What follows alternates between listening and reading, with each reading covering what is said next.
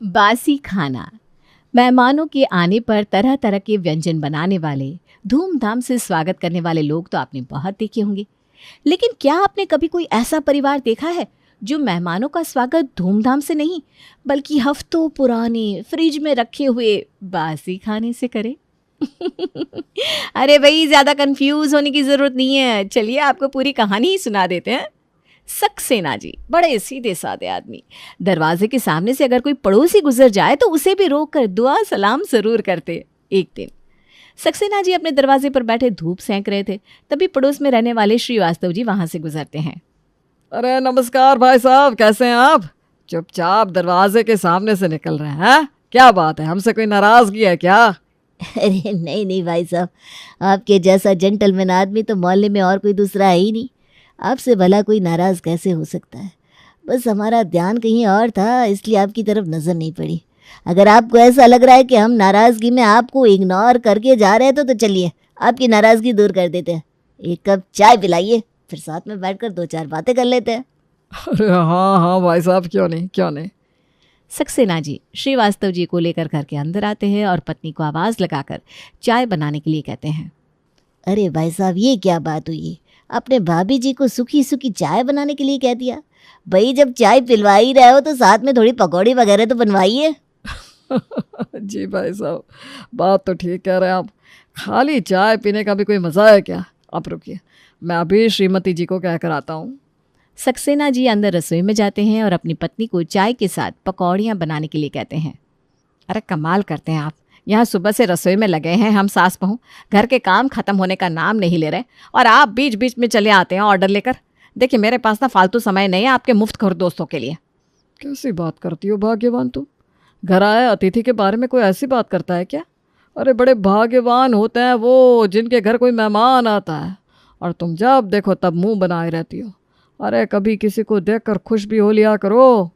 बिल्कुल ठीक कहा आपने, मेहमान भगवान के समान होता है, लेकिन भगवान रोज़ रोज़ किसी के घर नहीं आते। आप रिटायर हो गए, घर में खाली है, इसका मतलब ये थोड़ी ना है कि हमारे पास भी कोई काम नहीं है। अरे भाग्यवान तुम भी ना। चलो ठीक है, अभी तुम मेरे कहने से चाय नाश्ता बना दो। अरे भाई साहब क्या सोच रहे होंगे, इतनी देर हो गई मुझे। 2 मिनट का बोल कर आया था उन्हें। आगे से ध्यान रखूंगा, किसी को भी बेवक्त घर पर चाय नाश्ता या खाने के लिए नहीं बुलाऊंगा। अब तो खुश? हाँ आप जाइए, ले आती हूँ मैं। बहू बना दे पकौड़े और चाय। ससुर के जाने के बाद क्यों आप बाबूजी को परेशान करती हैं? चाय पकौड़े तो आपको बनवाने ही थे, फिर क्यों इतनी देर तक उन्हें परेशान किया? अरे बनवाने थे इसका मतलब ये तो नहीं ना कि तुम्हारे ससुर की आदतें बिगाड़ती रहूं।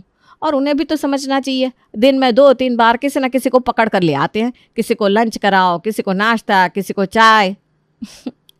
आप जानती है ना माँ जी, बाबूजी कितने सीधे साधे और साफ दिल के हैं। गलती तो हमारे पड़ोसियों की है जो रोज़ रोज़ मुंह उठाकर चले आते हैं बहाने से यहाँ पर मुफ्त का माल उड़ाने के लिए।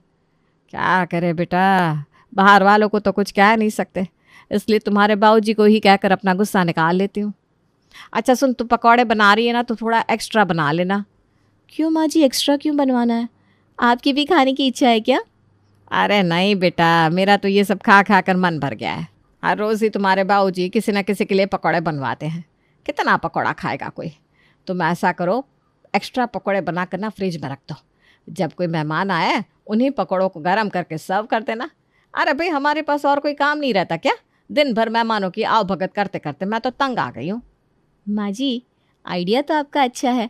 सास के कहने पर बहू एक्स्ट्रा पकौड़े बना लेती है और उन्हें एयर टाइट बॉक्स में पैक करके फ्रिज में रख देती है। श्रीवास्तव जी को चाय नाश्ता कराए हुए अभी कुछ ही देर हुई थी कि बहू को बाहर हॉल से बाबूजी के साथ किसी की बात करने की आवाज़ सुनाई देती है। लगता है फिर कोई मेहमान आ गया, अभी बाबूजी की आवाज़ आएगी। चाय नाश्ता बनाओ। माँ जी ना वैसे ठीक ही चिड़चिड़ करती है।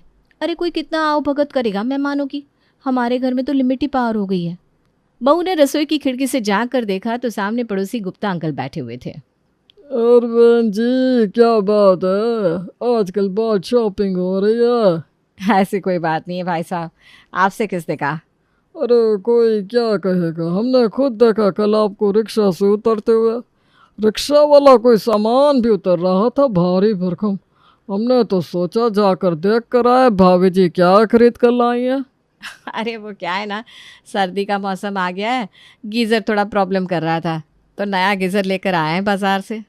अरे वाह वाह भाभी जी, नया गीज़र आ गया और आपने बताया तक नहीं। भाई नया गीज़र आने की पार्टी तो बनती है, इसी बात पर खिलाइए कुछ मसालेदार सा। अच्छा ऐसी बात है। ठीक है बैठिए भाई साहब, बनवाते हैं कुछ बहू से। इतना कहकर कौशल्या रसोई में आती है। देख लिया बहू तूने, ज़्यादा आव भगत करो ना तो पड़ोसी मुँह ही लग जाते हैं। अब इन्हें गीज़र खरीदने की भी पार्टी देनी पड़ेगी। वैसे क्या बना रही है तू खाने में? माँ जी मैं तो आलू गोभी की सब्ज़ी बना रही थी। हाँ तो ठीक है ना, कोई छप्पन भोग बनाने की ज़रूरत नहीं है। तो ऐसा कर थोड़ी सी दाल और डाल दे, दाल चावल सब्जी रोटी बनाकर खिला देते हैं। बहू को खाने की हिदायत देकर कौशल्या वापस से जाकर हॉल में बैठ गई। अरे बहन जी बताया नहीं आपने, क्या बनवा रही हैं दावत के लिए?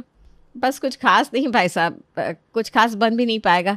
बहू को कह दिया है दाल चावल सब्जी रोटी सलाद सब तैयार करी है, कुछ देर में खाना लगा देगी। नहीं नहीं नहीं भाभी जी, ऐसा कैसे चलेगा? दाल चावल सब्जी रोटी की कोई पार्टी थोड़ी ना होती है। कम से कम पनीर की कोई डिश खिलाइए तब बात बना। गुप्ता जी की बेशर्मी देखकर अब तो कौशल्या का खून खोलने लगा, लेकिन सामने से मना करे भी तो कैसे। दांत पीसते हुए बेचारी वापस से रसोई में आ जाती है। सुन तो नली आई होगा ना बेटा, किसी दिन पड़ोसियों की हरकत से ही मेरे को हार्ट अटैक आ जाएगा। मेरा तो ब्लड प्रेशर ऊपर नीचे हो रहा है। तो पहले मुझे एक गिलास ठंडा पानी पिला दे। आप परेशान मत होइए माँ जी, मेरे पास इस प्रॉब्लम का एक बहुत अच्छा सोल्यूशन है। सोल्यूशन? मुझे भी जल्दी से बता, क्या सोल्यूशन है तेरे पास? देखिए माँ जी, 2 दिन पहले पनीर बना था ना हमारे घर, थोड़ा सा फ्रिज में रख दिया था मैंने बचाकर। अभी अभी मुझे याद आया, 1 कटोरी मटर पनीर की सब्जी भी रखी हुई है। आप कहो तो वही सब्जी गर्म करके गुप्ता अंकल के सामने रख दी जाए। ये तूने बढ़िया आइडिया दिया बहू। ऐसा कर, निकाल वही बासी सब्जी, और अब ये जो भाई साहब के नाम का सब्जी दाल मैंने तुझसे बनवाया है ना, बचा हुआ सारा खाना पैक करके फ्रिज में रख देना। अब पड़ोसियों को तो मैं सुधारूंगी। अब दोनों सास बहू ने यही नियम बना लिया था। वो जानबूझकर घर में एक्स्ट्रा खाना बनाती, डिब्बे में पैक करके फ्रिज में भर देती, ताकि जब भी कोई मेहमान आए उन्हें कोई खास मेहनत ना करनी पड़े और फ्रिज में रखा हुआ बासी खाना गर्म करके मेहमानों के सामने सर्व कर सके। अगले दिन, माँ जी शांति आंटी आई हैं। हाँ बेटा तू बिठा शांति को, मैं अभी आती हूँ, अभी पूजा कर रही हूँ ना। कौशल्या पूजा करके आती है तो देखती है उसकी सहेली शांति ड्राइंग रूम में बैठी हुई चाय पी रही है। और सुनाओ शांति बहन, क्या हाल चाल है? बस हमारे हाल चाल तो बढ़िया है, तुम सुनाओ क्या चल रहा है? बस लगे हैं घर गृहस्थी संभालने में। भाई हमें कल पता चला तुमने गुप्ता जी को घर पर गीजर आने की पार्टी दी। ये तो सरासर गलत बात है। इसका मतलब गुप्ता जी तुम्हारे ज़्यादा सगे हो गए और हमारी इतनी बरसों की दोस्ती उस पर पानी फेर दिया तुमने। अरे शांति, तू भी कैसी बात करती है बच्चों जैसी? ऐसी क्या बात है? वो तो गुप्ता जी घर आ गए, पार्टी की डिमांड करने लगे, तो हमने भी कहा पार्टी जैसा क्या है, आप बैठिए खाना खिला देते हैं आपको। मुझे ये सब नहीं सुनना। तूने गुप्ता जी को गीजर खरीदने की पार्टी दी है तो मुझे भी तेरी वो काले रंग की जो तूने नई साड़ी खरीदी थी ना, उसकी पार्टी चाहिए। हाँ बस हो गया फैसला। अरे बच्चों जैसी बात कर रही है शांति, अब साड़ी खरीदने की भी पार्टी हुआ करेगी क्या?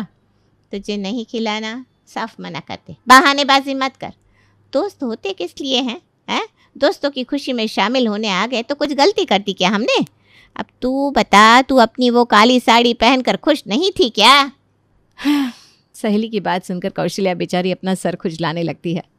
अजीब मुसीबत हो गई, कोई पड़ोसी गीज़र खरीदने की पार्टी लेने आ रहा है, कोई साड़ी खरीदने की। अब कल को ऐसा ना हो कि हम महीने का राशन खरीद कर लाए और पूरा मोहल्ला पार्टी खाने चला आए। अरे तुझे बुरा लग रहा है तो ठीक है, तुझे भी करवा देते हैं पार्टी। कौशल्या रसोई में आकर बहू से कहती है, बहू कुछ रखा है क्या फ्रिज में? हाँ माँ जी, इसमें पूछने जैसी क्या बात है।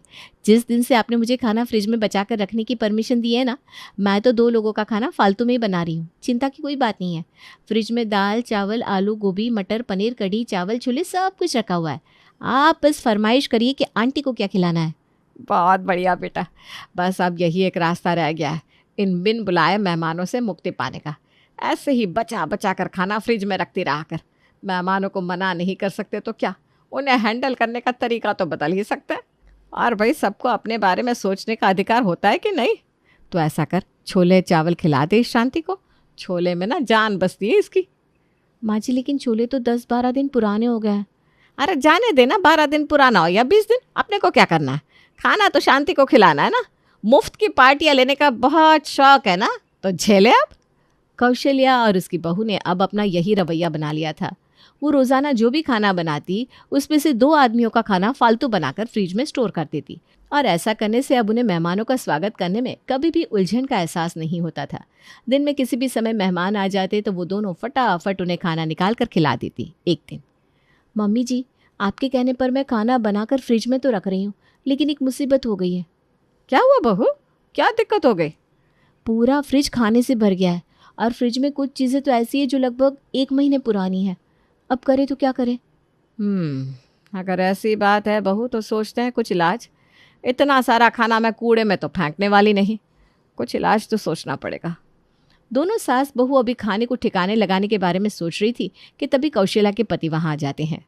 मैं पूछ रहा था, आज रविवार का दिन है, कहो तो अपने दोस्त जानकी को आज चाय के लिए बुला लूं।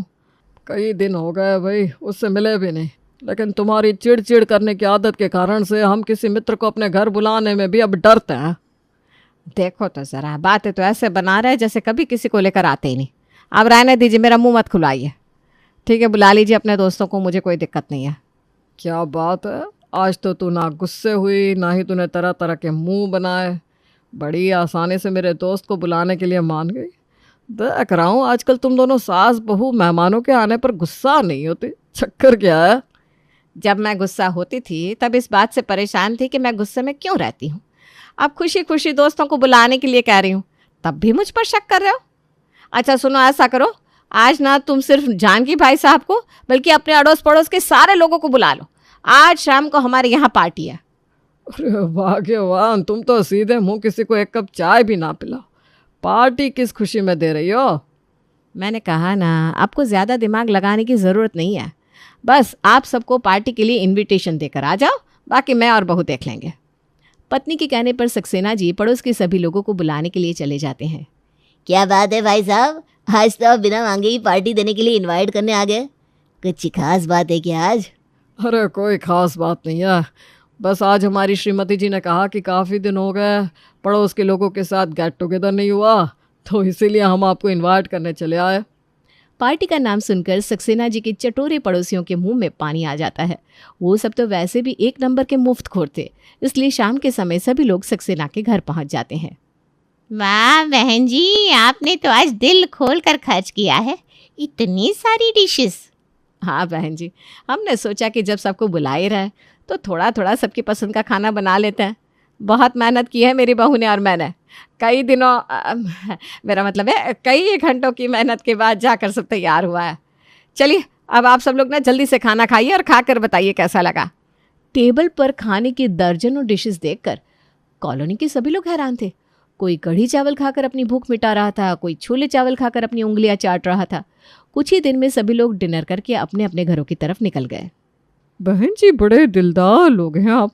अरे कौन किसी को अपने घर पर बुलाकर दावत करता है? और दावत तो ठीक, ये इतनी वैरायटी का खाना बनाने के लिए भी हिम्मत चाहिए और पैसा भी। लेकिन हमारे सक्सेना जी कभी खिलाने पिलाने से पीछे नहीं हटते। मोहल्ले के लोग सक्सेना और उनके परिवार की तारीफ करते थक नहीं रहे थे। सभी लोग अपने अपने घर लौट जाते हैं। देर रात तकरीबन 12 बजे पड़ोस में रहने वाले श्रीवास्तव जी के पेट में जोरदार मरोड़ शुरू हो जाता है। बार बार टॉयलेट की तरफ भागने के बाद भी सुबह के 5 बजे तक उनकी हालत बिल्कुल पस्त हो चुकी थी। आंखों के नीचे काले गड्ढे पड़ गए थे, चेहरा एकदम पीला हो गया था। सक्सेना जी के यहाँ दावत खाने के बाद ये हाल सिर्फ श्रीवास्तव जी का नहीं हुआ था, उसके अलावा बाकी के लोग जो पिछली रात को दावत खाकर वाह वाह कर रहे थे, सबका एक जैसा ही हाल था। सुबह 5 बजे पूरी रात बाथरूम की तरफ दौड़ लगाते लगाते अब तो मेरी आंखों के आगे अंधेरा सा छा रहा है। अरे सत्यानाश हो जाए इन सक्सेना का, पता नहीं खाने में क्या मिलाकर खिला दिया जो मेरी ये हालत हो गई। अभी मैं माला को फ़ोन करके पूछती हूँ, उसके साथ भी वही हुआ है क्या जो मेरे साथ हुआ। शांति माला को फ़ोन लगाती है। उधर माला की भी कांपती हुई सी आवाज़ सुनाई देती है। क्या बात है माला, तेरी तबीयत तो ठीक है ना? आवाज़ इतनी कांप क्यों रही है? क्या बताऊँ, कल से जब से उनके यहाँ से दावत खाकर लौटी हूँ हालत ख़राब है। रात भर मैं कितनी बार टॉयलेट गई हूँ मुझे तब गिनती भी याद नहीं। क्या बात कर रही है, मेरी भी बिल्कुल तेरे जैसी ही हालत है। अरे सक्सेना ने खाने में कुछ मिलाकर खिला दिया क्या हम लोगों को? गलती तो हम लोगों की है ना, हमने ज़रा भी गौर नहीं किया। अरे 2 लोग हैं उनके घर में पकाने वाली, और खाना उन्होंने कम से कम भी इस तरह का बना रखा था। मुझे तो लगता है सब महीने भर का बासी खाना था, जिसे ख़त्म करने के लिए उन्होंने बेवजह हम लोगों को बुलाकर पार्टी दी और अपनी मुसीबत हमारे गले बांध दी। मैं तो कसम खा रही हूँ भाई, आज के बाद इन लोगों के यहाँ कभी भी दावत तो क्या, चाय पीने के लिए भी नहीं जाऊँगी। बात तो तुम ठीक कह रही हो माला बहन, वाकई बड़े बेशर्म लोग हैं। मैं तो इनके घर की तरफ देखूंगी भी नहीं, खाना तो दूर की बात है। कुछ दिन बाद। नमस्कार बहन जी, कैसी हैं आप? क्या बात है, आजकल आप चाय पीने भी नहीं आती। कौशल्या ने नया फ्रिज लिया है, पार्टी तो बनती है। कैसी बात करते हैं भाई साहब आप? अब फ्रिज खरीदने में पार्टी देने जैसी क्या बात है? वैसे भी मुझे अभी घर में काम है, मैं आपसे बाद में मिलती हूँ। इतना कहकर माला वहाँ से रफू चक्कर हो जाती है। अरे कोई पागल ही होगा जो एक बार अपनी दुर्गति कराने के बाद फिर से खाने पीने के लिए तुम्हारे घर में आएगा। अरे भाई, इनके जैसे लोगों से तो दूर से ही राम राम सही है। अगली बार कुछ और मिला दिया तो क्या होगा। कौशल्या और उसकी बहू की चाल कामयाब हो गई थी। कोई अब उनके घर चाय तो क्या, पानी पीने भी नहीं आता था।